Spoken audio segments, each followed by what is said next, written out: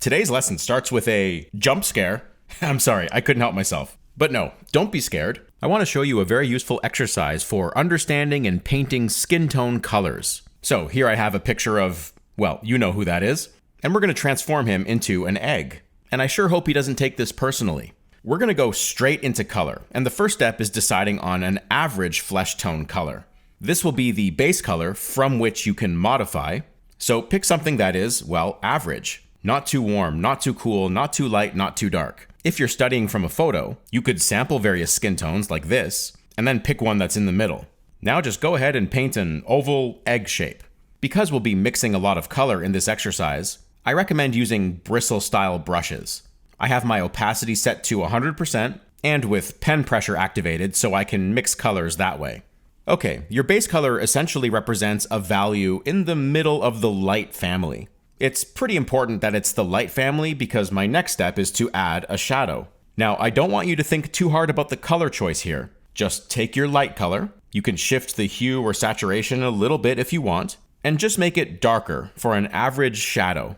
And now, with this base, where we have an average light and an average shadow, we can work into this and explore. So I'm looking at this photo reference, and I'm asking myself, what's some important information in the light that I should capture?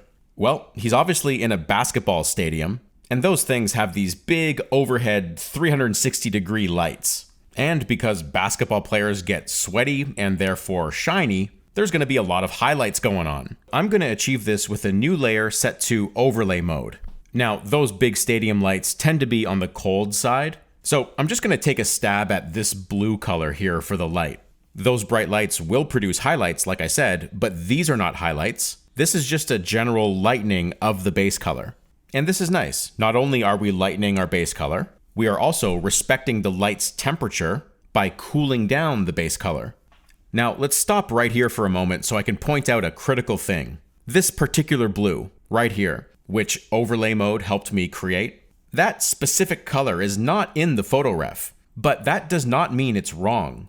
I am much more interested in the logic of how we got there than I am a pixel by pixel match with the photograph. This will help nurture your imagination too, because you are coming up with colors logically that are not necessarily copying the reference. All right, now it's time for the highlights. And once again, my goal here is to capture information, not to copy the photo. The information being that these 360-degree lights are going to create these spotty highlights around the form. Each little highlight being a reflection of a physical light source. Let's take this box for example. In this scenario, that top plane is a highlight, but in this scenario, it's not. That's because highlights are angle dependent between the object, your eye, and the light.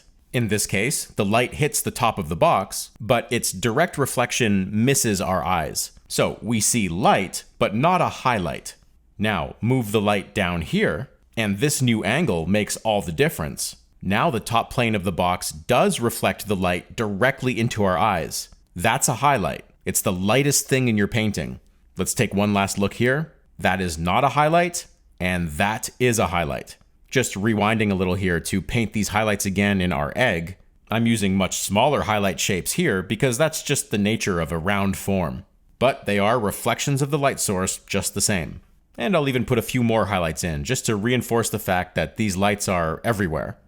Hi everyone, just a quick break in the video to say that if you enjoy my lessons here on YouTube, I have a whole selection of premium content. These are longer and more in-depth lessons. I'm doing an end of summer sale right now that's 20% off all courses. Just on page 1 here, I've got an ever-growing figure drawing course. The Color Survival Guide is an intensive course on color.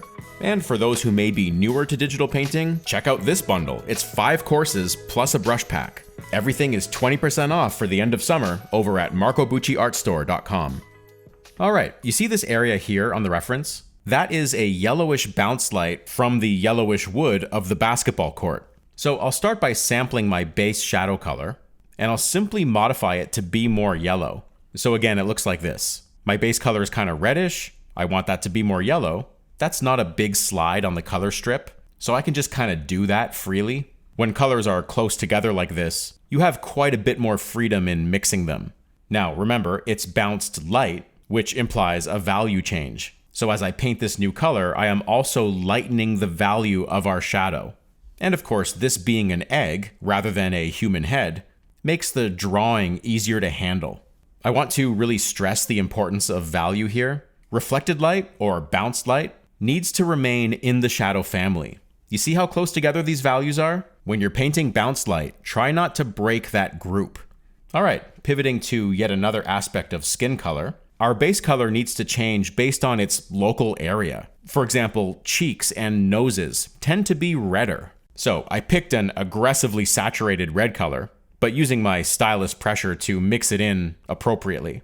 Mixing different varieties of hues into your skin colors, either subtly or aggressively, really adds to the overall sense of realism.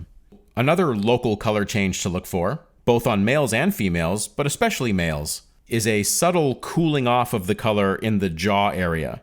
Something that looks like this. I don't want it to be blue. I mean, I could try blue and have that, but that's a little too much for me. So instead, I'll be a bit more clever and get cooler by desaturating the warm. That is a way to cool down a warm color. So watch the color picker. I can start here and simply slide this color toward gray. That is less saturated. When you mix in this cooler version of the flesh tone, it really harmonizes nicely with the reds I put in earlier. Now, don't forget to do that in the shadow area too. It's the same color move, just adjusted for value, and I'm putting that cooler color in this area here. Just so we visually understand the idea of gray and that desaturating a warm color can make it cooler, take this color picker and flip it. Now bring another color picker with a cooler hue, like blue, and notice we have a direct path through gray from one hue to the other. Now let's bring that back. If we started on this path and stopped here, well, the trajectory of that path continues on, and that trajectory is what our brain reads, not the color we picked. It's kind of fascinating. All right, moving on. We've got our light and shadow termination point here, which of course is a much simpler drawing than the actual human head. That's why we're using an egg. But this transition area here needs some special color attention. If we look closely at the photo ref, in the area where the nose form is turning, or the cheek form is turning from light to shadow, the color at these points becomes darker and redder. This transition primarily occurs in the light family, so the value I've chosen is sufficiently light to live in the light family, but the color is more red. And I'm subtly working that transition with a soft touch on my pen. And again, it's this transition area here that I'm interested in. Now, there are several variables that could contribute to this reddening of the halftone. This transition area is called halftone, by the way. In this case, we have a cool light, and the brunt of that light, its full power, is concentrated here. Then it just stands to reason that in this area, where the form is turning away from the light, and therefore not as affected by the light, we're going to get the natural warmth of that flesh tone back. In addition to that, there could also be some subsurface scattering going on. In this photo, it would be a warm light, but that doesn't really matter. Anyway, light rays come from the light source, penetrate the skin, bounces around all the blood and guts inside, and exits the thinner areas of the flesh, having inherited the rich color of blood. In our case, the area where the light is fully concentrated is here, and the gory subsurface scattering effect is here. So those are two big physical reasons I can see for this red shift in halftone. But also, artistically, it's just aesthetically pleasing. It adds a bit of a bridge between light and shadow. You don't actually need a real-world reason to justify it.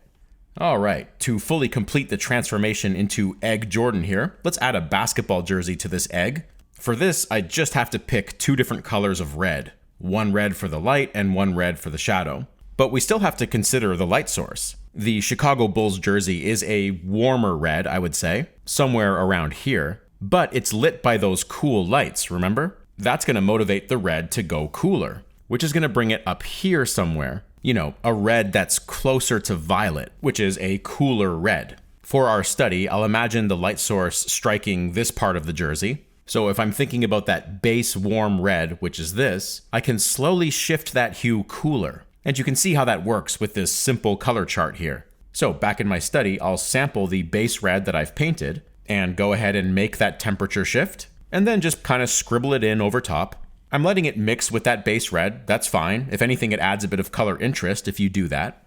And then to make it read more like a basketball jersey, I'll throw in these white stripes. Notice the white I've picked is a cooler white. It's on the violet side. Just expanding the canvas here to get me a bit more room. Now, for the white stripes in shadow, this part here is a cast shadow from the egg, something I've changed from the reference. Anyway, for the color of the white stripes in shadow, I'll want a warmer white. And of course, a darker value because it's in shadow. So much like I did with the red jersey, we can compare the two hues I've chosen for my whites, and they follow the same logic. Cooler in the light, warmer in the shadow. That's in this specific case, of course, because it's lit by a cooler light. And there we go. We have birthed Egg Jordan. Go ahead and try this. These studies should take about 10 minutes. They're simple enough to do, but they force you to think through the problem of light and how light affects color. They'll engage your imagination because you're not copying the photo per se. So yeah, load up a reference and see if you can distill it down to an egg.